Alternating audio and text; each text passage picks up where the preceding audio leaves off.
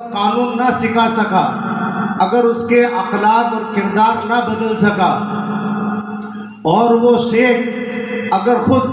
قرآن اور سنت کے مطابق زندگی نہیں گزار، سنا رہا ہوں آپ کو، میں کسی شاعر کا کلام نہیں سنا رہا ہوں، اس کا نام تصوف ہے۔ اگر انسان ان روحانی سلسلوں سے جڑتا ہے، اور ایک مومن کو جنت میں لے جانے کے لیے سب کچھ تو میرے آقا نے بیان فرمایا کہ لوگوں یہ حرام ہے، یہ حلال ہے، اس سے بچنا اور یہ کام کرنا۔ اے لوگوں، 5 وقت کی نماز تو میں تحفے کے شکل میں دے کے جا رہا ہوں، نمازوں کی پابندی رکھنا، جب رمضان شریف کا مہینہ آ جائے تو اس کے روزے رکھنا، اللہ تعالیٰ تمہیں نواز دے، صاحب نصاب بنا دے تو مال کا 40واں حصہ ادا کرنا،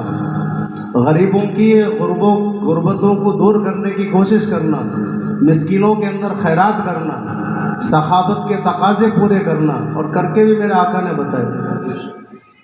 جب اتنی استطاعت ہو تو کعبہ شریف کا حج بھی کرنا،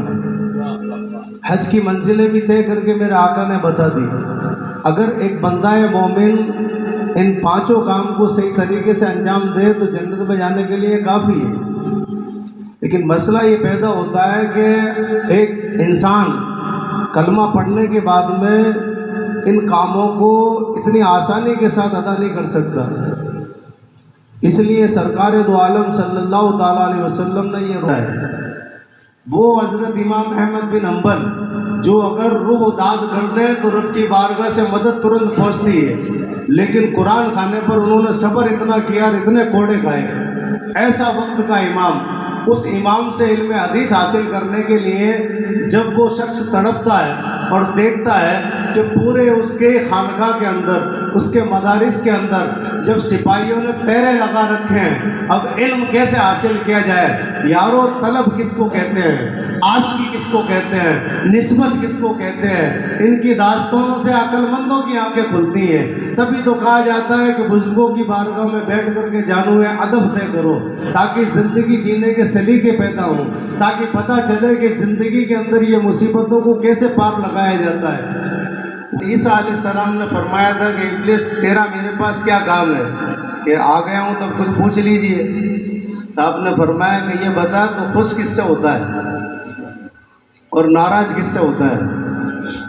اس نے کہا کہ میں خوش اس گناہ گار سے ہوتا ہوں جس کے پلے میں گناہ تو بہت ہے، گناہ تو اس نے بہت کیے ہیں، لیکن جب رب کی راہ کے اندر خرچ کرنے کی باری آتی ہے تو وہ سخاوت بہت کرتا ہے۔ وہ سخاوت کے ذریعے ہم نے دین پر خرچ کرنا چھوڑ دیا ہے۔ ہم شادی بیاہوں کے اندر لاکھوں روپے اڑا دیتے ہیں۔ اگر کوئی فنکشن، آج کل تو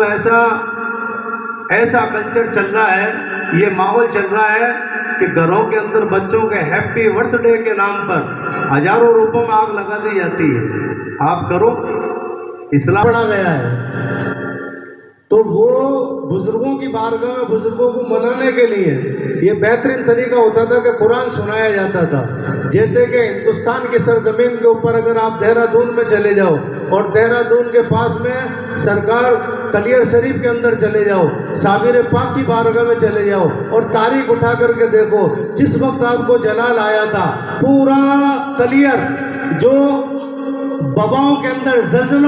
زلزلوں کے سپرد کر دیا تھا صابر پاک نے، اور مسجد کے باہر کھڑے ہو کر کے فرمایا تھا تو کیا دیکھتی ہے، جب یہ جھک گئے تو تو بھی سجدے میں چلی جا، اور مسجد بھی جب سجدے میں چلی گئی تھی اور طوفان اٹھا تھا، آپ نے فرمایا تھا کہ جب گلجاری مریدہ آئی تھی کہ حضور میرا بیٹا بھی اس ملبے میں دبا ہوا ہے کہ نکال لے تیرے بیٹے کو، زندہ ہے اس کے اندر، جب ہاتھ پکڑ کر کے نکالا تو بیٹے کا ایک دم خروش تک شریر کے اوپر نہیں موجود تھی، اور پھر آپ نے فرمایا کہ 12 کوس دور لے کر کے چلی جائے اسے، اب کلیر کے اندر زلزلے آئیں گے، اب کلیر کے اندر طوفان آئے گا، اب یہ کلیر تباہ اور برباد ہو جائے گا، اب یہ کلیر بسا ہوا نہیں رہے گا، ویران اور برباد ہو جائے گا، کیونکہ اس نے اللہ کے محبوب کی شان میں توہین پر توہین کی ہے، توہین پر توہین کی ہے، بے ادبی پر بے ادبی کی ہے، اور اس کا صلہ یہ ہوا کہ پھر تباہی آئی، بربادی آئی، اور حضرت مخدوم پاک حضرت بابا فرید گنج شکر علیہ رحمت اور رضوان نے پھر حضرت शम्स तुर्क को कुरान पाक लेकर के भेजा था कि शमसुद्दीन तुर्क मेरे साबिर के पीछे जाकर के इस कुरान की तिलावत को शुरू कर देना, तभी जाकर के साबिर का जलाल जो जलाल है वो जमाल के अंदर तब्दील होगा। अल्लाह वालों को बनाने के लिए कुरान की तिलावत ही की जाती थी। बसीर